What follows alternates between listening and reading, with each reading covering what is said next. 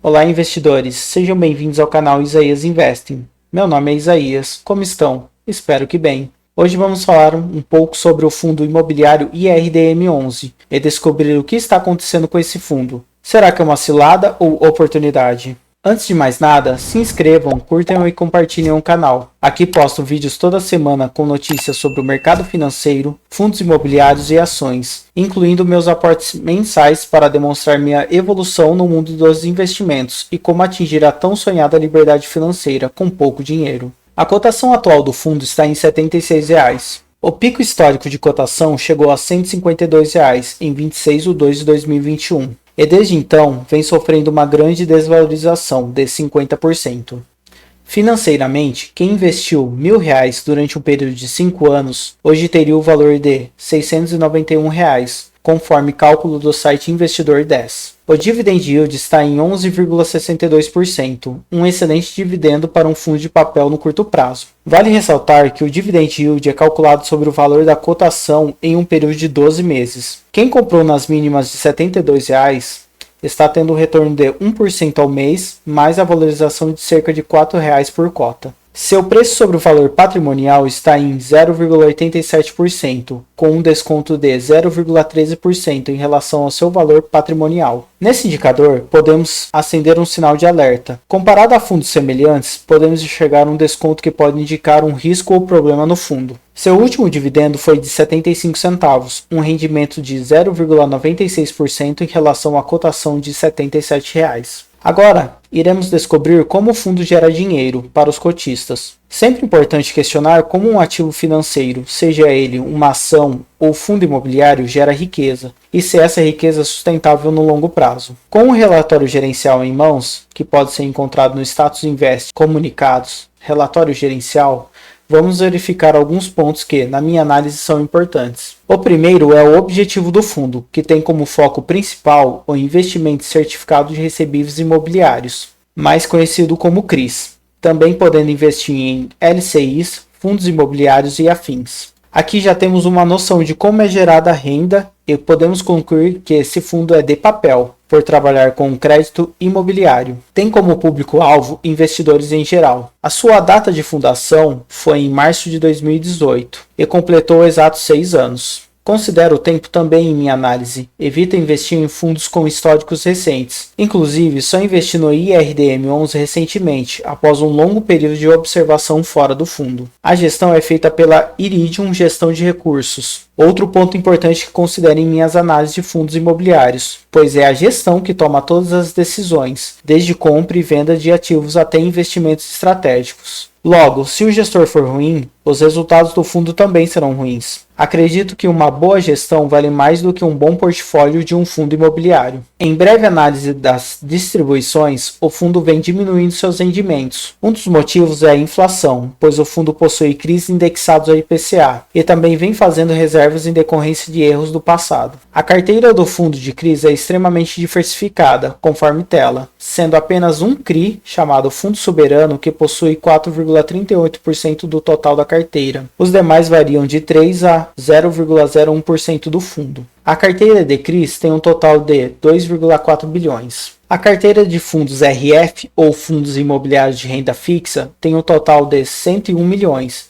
e servem como renda do fundo, sendo pouco ou quase nada modificada no decorrer do tempo. O que vejo como um ponto negativo, já que fundos de CRIs conseguem fazer um maior ganho com um giro de carteira. E por fim, chegamos à carteira de fundos imobiliários. Aqui começa o grande problema do fundo e é exatamente aqui que devemos nos atentar. Antes de nos aprofundarmos, vamos voltar ao passado, época da crise sanitária mundial. O fundo chegou a ser negociado a um patamar de 50% o seu valor justo, o que enxergava como um grande absurdo no mercado, porém compreensível dada a situação da taxa Selic a 2% e uma grande liquidez do mercado. Com a taxa Selic baixa, muita renda fixa acabou virando renda variável por meio de investidores querendo maiores retornos na bolsa de valores, sacando suas economias de tesouros, poupanças e afins. Enquanto isso, o IRDM11 estava tendo muito retorno com investimentos em fundos imobiliários chamados High Yield, como o HCTR11 e DEVA11. Tais fundos, focados também em multipropriedades, faziam CRIs para empreendimentos de alto padrão, porém de alto risco, como resorts. Para exemplificar, o HCTR11 emprestou muito dinheiro para a empresa Gramado Parques, que tem como foco resorts no sul do país. Com a empresa atualmente com balanços negativos, deixou de pagar os fundos imobiliários e, por fim, esses também não dão retorno aos cotistas, derrubando as cotações e os dividendos. O IRDM, por sua vez, ancorou várias subscrições dos fundos HCTR11 e DEVA11 nessa época. Entretanto, com as quedas dos fundos, a gestão perdeu o tempo hábil para vender as posições com lucro. Com o passar do tempo e com os fundos despencando em cotações, o IRDM11 começou a vender as cotas, porém com um grande prejuízo. Para ter ideia, o preço médio de compra do fundo DEVA11 é de R$ 101. A cotação atual é de R$ 40, ou seja, cerca de R$ 60 de prejuízo somente nesse ativo. O mesmo caso aconteceu com o HCTR11, com preço médio de aquisição de R$ 119, chegando atualmente em R$ 30, prejuízo de R$ 88. Claramente, a gestão errou nesse ponto, não em adquirir os fundos, mas sim na demora de vender os mesmos, já que na época, os fundos também eram negociados a um valor fora do comum. Acredito que o IRDM11 fez muito dinheiro para o cotista em compra e venda de fundos, mas nesses casos citados foram apenas prejuízos que impactaram os balanços do fundo. Importante dizer que na época em que o IRDM11 estava sendo negociado a cerca de R$ 150, estava R$ 50 acima do seu valor justo. Lembrem-se, fundos de papel valem aquilo que está em patrimônio. Pagar caro e acima do valor patrimonial é irracional, o que não se aplica a fundos de tijolos. O contexto histórico anteriormente citado explica os motivos das quedas na cotação do IRDM11 e nos dividendos no decorrer do tempo. Inclusive, após toda essa queda, entrei no fundo com um preço médio de R$ 88, sendo que atualmente tem um prejuízo de 1% em cotação mais dividendos. Não é recomendação de compra e venda. Atualmente, o mercado tem precificado negativamente o fundo por outro motivo. Voltando ao presente, entraremos na parte 2 da queda do fundo. Recentemente, o CPTS11 comprou vários CRIs do XPPR11, um fundo que provavelmente será liquidado, o que não há nenhum fato concreto até então. Entretanto, para um fundo comum tamanho do CPTS11 entrar no negócio, é provável que aconteça, conforme o relatório gerencial do próprio CPTS11. Mas, para o IRDM11, que já está em uma tempestade perfeita de problemas, isso é extremamente ruim, uma vez que possui cerca de 300 mil cotas de XPPR11 com um preço médio de R$ 80.